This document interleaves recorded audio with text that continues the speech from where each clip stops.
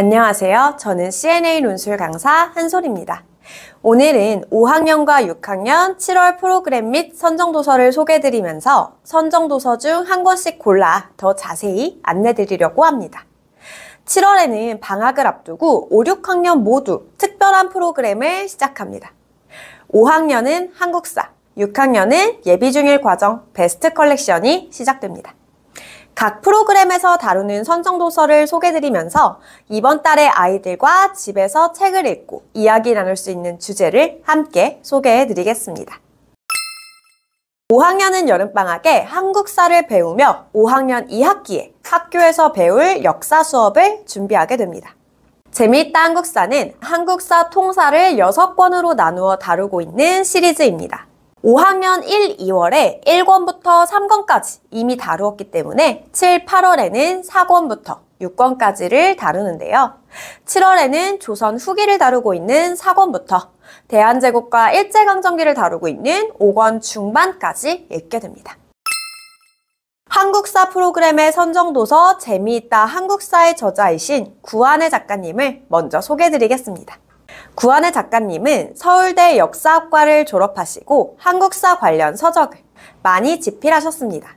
저희 CNA 유튜브 채널에 작가님과 함께한 인터뷰 영상이 올라와 있으니 함께 보시면 좋겠습니다. 인터뷰 때 작가님께서 역사 공부의 핵심은 역사 현장을 직접 가보고 즐거운 경험을 쌓는 것이라고 말씀하셨습니다. 재미있다 한국사에는 이러한 생각이 녹아들어 있어 단순 지식 전달만이 아닌 역사 현장을 모험하며 현장감 있게 역사를 전달합니다. 오늘은 7월에 있는 4, 5권 중 재미있다 한국사 4권을 자세히 소개해드리겠습니다. 재미있다 한국사 4권은 조선 후기를 다루고 있습니다. 총 3부로 나누어져 있는데요. 3부는 각각 4교시로 이루어져 있어 총 12교시까지 진행이 됩니다. 작가님께서 역사 공부를 흥미롭게 하는 방법이 현장에 있다고 생각하셨기 때문에 각 교시가 끝날 때마다 역사 현장 답사라는 코너가 있어 문화유산을 직접 볼 수 있는 장소를 추천해주고 있습니다. 가는 방법, 관람 소요 시간, 휴관일, 추천 코스까지 친절히 소개되어 있으니 여름방학 동안 방문해보아도 좋겠습니다. 재미있다 한국사는 굿쌤이라는 캐릭터와 함께 현장을 여행하며 전개됩니다. 굿쌤은 저자이신 구한의 작가님을 닮은 캐릭터인데요. 굿쌤에게 옛날 이야기를 듣는 것처럼 친근하게 한국사를 배우게 됩니다. 4권 1부의 1교시 시작 장소는 창덕궁입니다. 임진왜란으로 모든 궁궐이 불탄 상황에서 광해군은 작은 궁궐인 창덕궁을 먼저 복원했습니다. 이 일화에서 알 수 있듯 조선 후기는 임진왜란 이후 큰 피해를 입은 조선을 어떻게 회복시키는가가 관건이었던 시기입니다. 이 시기 조선은 인적, 물적으로 큰 피해를 입은 상황이었습니다. 이러한 조선에 서양과 청나라의 문물이 들어오고 상업과 농업이 발달하면서 변화가 생겨나기 시작했습니다. 2교시에는 임진왜란과 병자호란으로 망가진 조선을 회복시키기 위한 지배층의 정치적 활동들이 소개됩니다. 조선 재건 방법에 대한 생각이 달랐던 붕당들이 등장하고 각 붕당들끼리 치열한 당쟁이 시작되었죠. 3교시에는 농업기술의 발달로 남는 농산물들을 거래할 시장이 발달하고 발달한 시장에서 상인들이 많아지며 수공업이 발달하는 과정을 보여줍니다. 조선의 성리학자들은 산홍공상이라고 하여 공업과 상업을 천시하는 생각을 가지고 있었는데 이 시기 상공업이 발달하면서 이러한 생각이 바뀌어가고 있었습니다. 4교시에는 상공업의 발달로 부유한 평민층이 등장하면서 신분제가 붕괴하고 양반과 상민, 신분과 상관없이 빈부격차가 양극화되는 현상이 소개됩니다. 다음으로 2부가 시작되는데요. 2부의 시작인 5교시는 남양주의 실학박물관에서 시작됩니다. 조선 후기에는 실학과 같은 사상적 변화가 시작되었습니다. 비슷한 시기 서양은 대항해 시대가 시작되어 전 세계로 무역을 시작했고 그들의 모험은 조선에도 영향을 미쳤습니다. 천리경과 자명종, 세계지도 같은 근대 문물이 조선에 들어왔죠. 6교시에는 서양 문물의 영향으로 생겨난 실학에 대해 소개합니다. 실학자들은 두 개의 학파로 나뉘었습니다. 농업과 상업, 무엇을 먼저 발전시킬지에 대한 의견이 갈렸죠. 7교시에는 영정조의 개혁에 대해 다룹니다. 영조는 52년간 통치하며 당쟁을 줄이기 위한 탕평책을 실시하고 군역에 가는 대신 내는 세금, 옷감을 반으로 줄여주는 균역법을 실시했습니다. 줄어든 세수를 왕실이나 땅 주인들에게 더 걷는 백성들을 위한 정치를 했죠. 또한 신문고를 설치하여 백성들의 이야기를 들었습니다. 그러나 영조의 통치 말기 사도세자의 비극이 일어나게 됩니다. 사도세자의 죽음에는 붕당정치라는 역사적 배경이 얽혀져 있었죠. 후에 사도세자의 아들이자 영조의 손자인 정조가 왕이 됩니다. 정조는 할아버지인 영조의 탕평책을 이어받았고 수원 화성을 지어 상업적, 정치적 중심지로 삼았습니다. 또한 규장각을 설치하여 실학의 발달을 꾀했습니다. 하지만 안타깝게도 정조가 젊은 나이에 창경궁에서 죽음을 맞이하게 되면서 개혁은 일찍 끝이 나게 됩니다. 이후로 조선은 세도 정치가 시작되며 혼란에 빠지게 됩니다. 8교시에는 조선 후기 등장한 새로운 종교들을 소개합니다. 서학으로 불렸던 천주교가 조선에 들어왔고 최재우가 창시한 동학이 생겨났습니다. 이 종교들은 공통적으로 인간은 평등하다고 주장했습니다. 이러한 종교들이 인기가 있었다는 사실은 당시 사회의 신분제 붕괴를 보여주죠. 다음으로 3부입니다. 3부에서는 조선의 사회적 약자였던 서민, 여성들의 삶을 다룹니다. 9교시에는 당시 서민들이 즐겼던 민화와 백자, 그리고 생활용품이었던 칠기들을 소개합니다. 10교시에는 서민들이 즐겼던 판소리와 탈놀이, 사설시조, 한글 소설에 대해 소개합니다. 11교시에는 조선 후기 여성들의 삶을 다루고 있습니다. 혼란스러운 사회에서는 사회적 약자가 가장 큰 피해를 입기 마련이죠. 김만덕, 허난설원 등의 인물을 소개하며 조선 후기 사회에서 여성들이 어떻게 살아갔는지를 설명하고 있습니다. 마지막 12교시에는 정조의 죽음 후 세도 정치가 시작되면서 탐관오리의 수탈로 서민들의 삶이 힘들어진 상황을 소개합니다. 홍경래의 난 등 혼란이 심화되면서 조선의 반백년 역사가 끝나갑니다. 그럼 재미있다 한국사 4권을 읽고 아이들과 함께 이야기 나눌 만한 주제 2가지를 소개해드리려고 합니다. 첫 번째는 조선 후기에 내가 만약 왕이었다면 어떤 정치를 펼쳤을지에 대한 주제입니다. 창덕궁의 보조궁궐인 창경궁과 얽힌 이야기이기도 한데요. 아이들과 창경궁을 찾아가 보고 같이 이야기를 나누어 보아도 좋겠습니다. 영조와 정조는 이 창경궁에서 백성들을 만났습니다. 창경궁의 정문인 홍화문에서 영조는 백성들을 만나 이야기를 들었고 정조는 백성들에게 곡식을 나누어 주었다고 재미있다 한국사에서는 소개하고 있습니다. 영조와 정조가 펼친 정책들은 당시 백성들이 어떤 어려움을 겪고 있는지 알기 위한 정책, 그리고 그 어려움을 해결해주기 위한 정책이었습니다. 양난으로 피폐해진 조선의 백성들을 어떻게 도와줄 수 있을지 이야기를 나누어 보면 좋겠습니다. 두 번째는 실학에 대한 주제입니다. 당시 실학파는 중농학파와 중상학파로 나뉘었다고 책에서 소개되고 있는데요.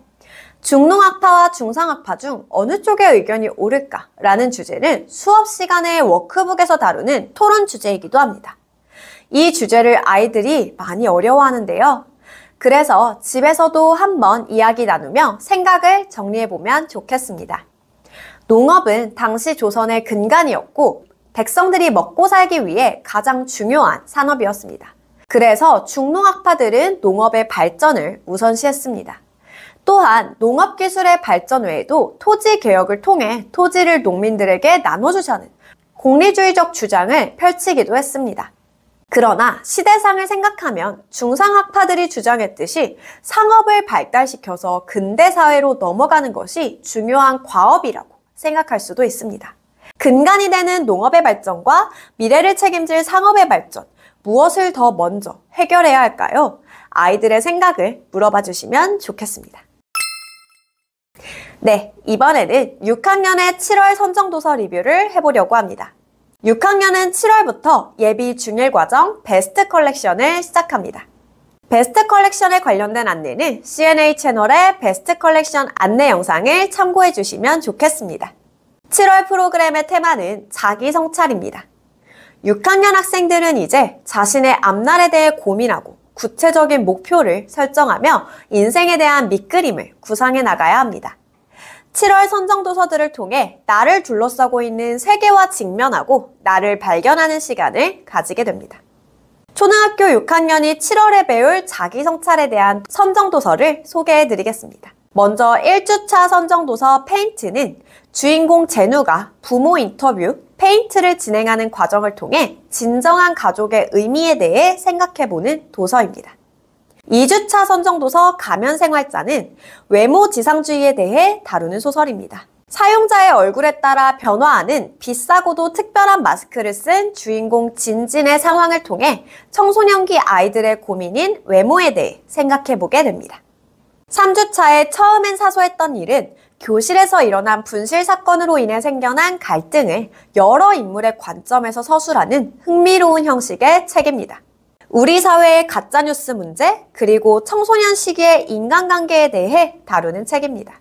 마지막 4주차에는 오즈의 의류수거함을 읽게 되는데요. 외고 진학에 실패하여 살아갈 의미를 잃어버린 도로시가 친구들을 만나며 삶의 의미를 찾아가는 소설입니다. 이 4권 중 오늘 자세히 리뷰해볼 책은 6학년 1주차 선정도서 페인트입니다. 그럼 페인트에 대한 이야기를 시작해보겠습니다. 먼저 페인트의 작가인 이희영 작가는 2013년 등단한 작가로 페인트로 2018년 12회 창비 청소년 문학상 대상을 받은 작가입니다. 청소년 시기에 고민해야 할 정체성에 대한 고민을 흥미로운 세계관을 설정하여 풀어내는 작가이죠. 아이들이 페인트를 재미있게 읽었다면 올해 5월에 발표된 신작 쉐이커나 페인트처럼 흥미로운 세계관을 가지고 있는 테스터, 메타버스를 배경으로 하는 여름의 귤을 좋아하세요 등 작가의 다른 도서들을 확장하여 읽어보는 것도 추천드립니다. 페인트는 인식의 폭이 넓어지고 주관이 생겨나는 청소년기에 자신과 함께 살 가족을 직접 선택할 수 있다는 상상력으로 시작하는 소설입니다.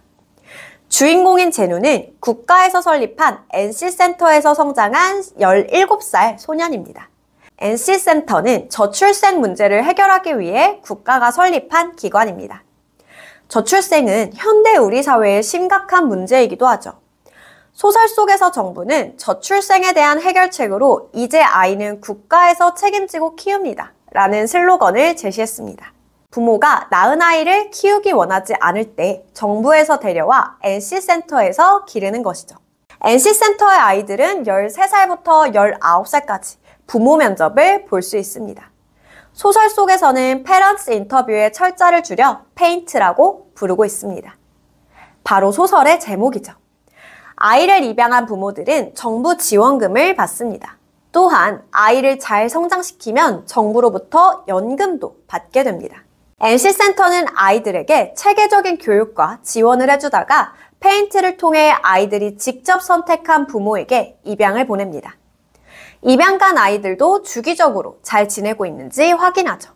만약 성인이 될 때까지 입양을 가지 않는다면 NC 출신이라는 딱지를 붙이고 사회에 나가게 됩니다. 몇몇 사건들 때문에 소설 속 사회에서는 NC 출신은 범죄자가 많다는 차별적 인식이 있는 상황입니다. 주인공 제누는 1월 제뉴어리에 들어와 제누라는 이름을 받았고 301번째로 1월에 들어온 아이라 제누 301이라고 불립니다. NC센터가 아이들을 풍족하게 지원한다고는 해도 정서적 지원은 충분하지 못해 보이죠. 이런 상황에서 제누는 17살로 꽤 나이가 들었음에도 페인트를 통한 입양에 부정적입니다. 부모들이 정부 지원금을 노리고 입양하려고 한다는 생각을 하기 때문입니다. 그러다가 제누는 자유로운 사고방식을 가진 젊은 부부와 페인트를 진행하게 됩니다. 솔직한 젊은 부부는 페인트를 통과하기 위해 자신들을 꾸미지 않았습니다. 당연히 그들은 NC센터 측에서는 좋은 평가를 받지 못했습니다. 하지만 제누에게는 좋은 점수를 받았습니다. 제누는 그동안의 가식적인 태도를 보였던 예비 부모들과 달리 솔직한 젊은 부부에게 호감을 느낍니다. 젊은 예술가 부부와 페인트를 진행하면서 제누는 입양에 대해 진지하게 고민하게 됩니다. 그리고 자신이 진정 원하는 가족이 무엇인지, 앞으로 어떻게 살아나갈 것인지 알아가게 되죠. 네, 지금까지 페인트의 줄거리를 소개해드렸는데요. 아이들이 부모와 인터뷰를 해서 점수를 주고 선택한다. 정말 전복적인 세계관이죠. 아이들과 이 책을 읽은 후 첫째, 가족의 의미와 진정한 가족이란 무엇인지 생각해 볼 수 있습니다. 가족이라는 공동체는 아이들이 가치관을 형성하고 성장하게 돕습니다. 하지만 세상에는 겉으로는 멀쩡해 보여도 자녀에게 부정적인 영향을 주는 부모도 있죠. 소설 속의 가디언, 박의 부모, 그리고 젊은 부부의 부모가 그랬습니다. 그렇다면 가족이 꼭 필요한 것일까요? 그리고 어떤 가족이 아이들을 올바르게 성장하게 하는 가족일까요? 아이들과 함께 만약 아이들이 NC센터의 아이라면 어떤 부모를 선택하고 싶은지 이야기 나누어 보면서 가족의 의미에 대해 고민해보고 현재 우리 가족이 나아가야 할 방향에 대해서도 생각해 볼 수 있겠습니다. 두 번째로 생각해 볼 주제는 선정도서 속에 투영된 우리 사회의 모습에 대한 발견입니다. 저출산은 우리나라의 심각한 문제이기도 하지만 교육 수준이 높은 대부분의 선진국에서 겪는 문제이기도 합니다. 소설 속에서 제누는 아이가 노동력이었던 과거와 달리 현대에는 많은 아이가 필요하지 않다. 나의 친부모님도 아이를 키우는 것이 자신의 인생에 어떤 영향을 미칠지 곰곰이 생각해 보았을 것이고 아이가 필요하지 않다는 결론에 도달했을 것이다 라고 이야기합니다. 책을 읽은 후에 아이들과 왜 사람들은 아이를 낳지 않으려고 할까? 왜 교육 수준이 높아질수록 저출산 현상이 일어날까? 그럼에도 불구하고 아이를 낳고 기르는 것에는 어떤 의미가 있을까? 와 같은 질문을 통해 우리 사회가 겪고 있는 현상에 대해 통찰해보는 시간을 가져보면 좋겠습니다. 지금까지 초등학교 5, 6학년의 7월 프로그램과 선정도서 리뷰를 진행해 보았습니다.